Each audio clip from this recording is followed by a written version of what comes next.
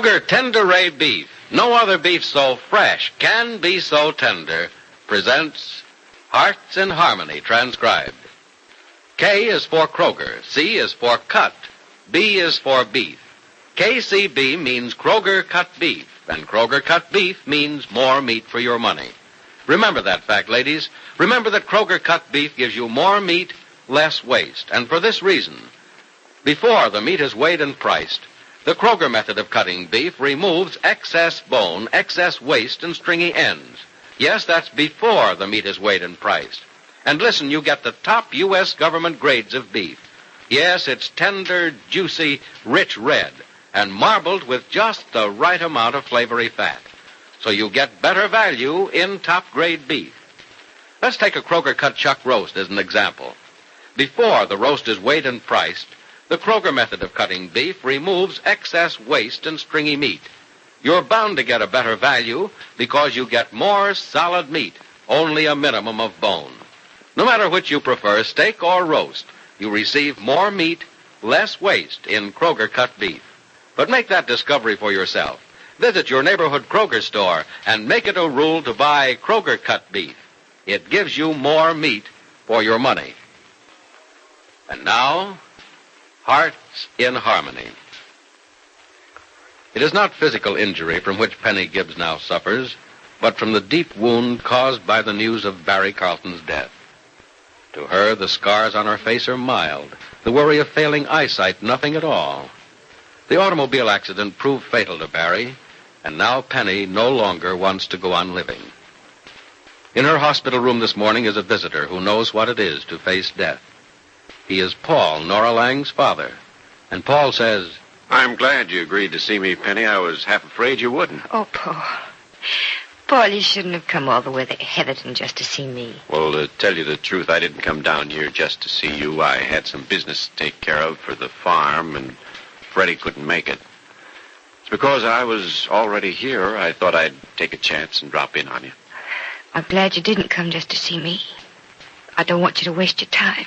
Why, I've never heard you talk such nonsense, Penny. I'm ashamed of myself for not getting down to see you sooner, but I'm supposed to take it easy, you know. I hope you are.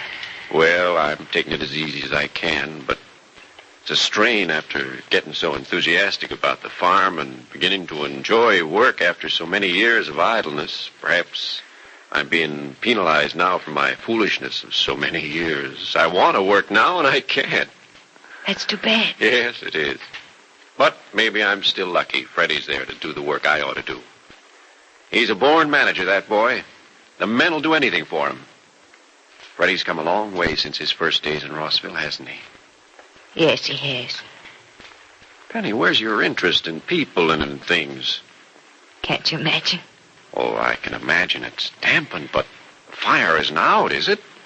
Out, gone, and won't burn again. Oh, you're full of foolish things, Penny. I know Barry's death has been a blow to you, but the shock shouldn't snuff out your own will to go on with your own life. There's no reason to go on now, Paul. No? Well, now, maybe you're right. Is it all right if I smoke my pipe in here? It's all right with me. Thanks. I'll tap the ashes out the window when I'm through, just in case I'm breaking hospital rules. I think you're right, Penny. There's no reason for anyone's life to go on. I'm glad at least one person agrees with me. I heartily agree. Excuse me while I light up. Yes, I heartily agree. Death is staring us all in the face. For some of us, it's miles away. Others of us can reach out and touch it. Paul, I'm sorry about your illness. Maybe it isn't as bad as you've been told. Oh, I know the face of death, Penny. It's right here in front of my eyes constantly. I not only have nothing to live for, but I have only a little time in which to live. Maybe not. Maybe a long time. A long time, short time, what does it matter? Death is there in front of me, waiting, coming closer every day. I might as well die now and have it over with, don't you think? No. Why not? I've lived a good number of years. There's nothing ahead of me. Nothing but the end. But before the end comes, Paul, Oh, there's nothing there either. Only the satisfaction of seeing my daughter happily married. Of seeing my daughter and her husband prosper. Seeing my farm grow. That's not anything to look forward to, though. That's not much to live for, is it? I think it's a great deal. Oh, you do? That's strange. I don't see how it can matter. It does matter, though. Nora and Freddie are your life. They're your dream come true. You want to go on living for them, for all the other things in life that are good. Oh, there's nothing much in life that's good. It's just the beauty of the countryside, the marvels of the changing seasons, the coziness of a fireside on a chill December night, the pleasantness of a lake breeze when a summer night is hot, good food, good friends, a pipe, and good tobacco. Books, radio, traveling, seeing people and things, the excitement and the promise of every new day. That's all there is to live for, and it isn't much, is it? It's a lot, Paul. Enough to live for? Enough to live for. That's strange. Strange you should feel that way. I feel that way for you, not for myself. What there is for me to live for is there for you to live for, Penny. A new life, new hopes, new dreams, the promise of tomorrow. That's why I'm going to live, Penny, and keep on living for as long a time as I'm allowed. And that's why you're going to keep on living and wanting to live, too. No, Paul. No, for me it's different. There's nothing different about it. We all face the same thing, finally. We all face the same hardships and heartaches along the way, but none of us ever gives up the will to live. Or loses the strength to face the rest of life with whatever burden the years behind may have imposed upon us. You know, at first I thought you understood what's going on inside of me. How I feel. But I guess you don't. I guess no one knows. Paul, I can't describe what Barry meant to me. What he'll always mean. And I can't go on living for years with a ghost in my arms. A memory in my mind. An emptiness in my heart. Paul, without Barry, the little things that make life worth living have no meaning for me. I'm dead inside. And I want to finish dying. Good morning, Nora. What's cooking, huh? And I do mean what's cooking on the fire. Eggs the way you like them, Freddie. Good. And are you all lazy bones this morning? You know it's almost 11 o'clock. Well, you know what time I hit the sack last night? It was after 12, I know that. It was after 3 in the morning. Huh? Yeah, we had a sick mare out at the farm. I had to run all over the county after the vet. Oh, that's a shame, darling. Is the mare going to be all right? Oh, sure. Oh, I'm glad. Daddy didn't stay up with you, I hope. No, got him to bed about 11 o'clock. Good. He went along without a fight, too. He had to get up at 5 this morning and go over to Heatherton. Oh. All right, sleepyhead, your eggs are ready. So am I.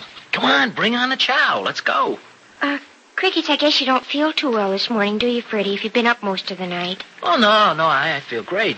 Are you sure? Sure, I'm sure. What's the matter? Don't I look okay? Well, yes, but... But what? Nothing. Eat your eggs. I'll get some coffee. Well, look, don't make a new pot of coffee just for me, Nora, but if you got some to warm over, it's all... I started eating it when I heard you getting up. Oh. It's nice and steaming now. There's cream in the pitcher. Thanks. There you are. It's good. Freddie, why did Daddy go to Heatherton? Well, it wasn't for anything serious, Nora. He had to go to see about the trucks that we're getting next month. Oh. How are the eggs? Best in the world. Cooked by the best wife in the world and eaten by the best husband in the world. Oh, you think so, do you? Well, I must be the world's best husband. I have the world's best wife. And you're eating the world's best eggs. Crickets, we're right back where we started. Yeah, guess so.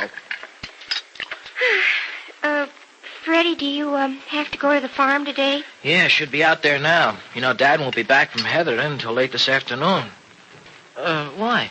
Oh, nothing. I just wondered. I thought that maybe... Yeah? Maybe what?